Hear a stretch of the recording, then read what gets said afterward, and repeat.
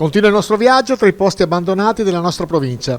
Oggi siamo a Rosolina Mare, in località Casoni, in quello che era il camping Margherita. Siamo in via Foci dell'Adige.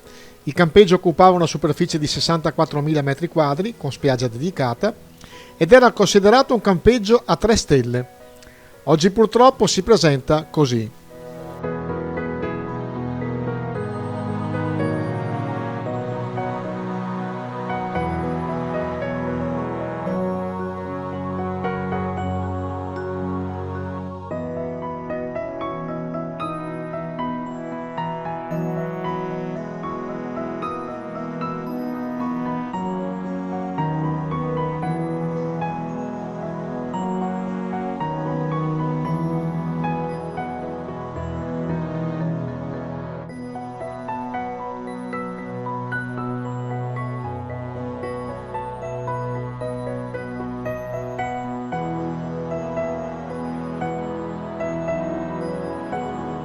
C'è comunque una concessione edilizia che dovrebbe portare alla riapertura di questo campeggio per rinverdire gli antichi fasti.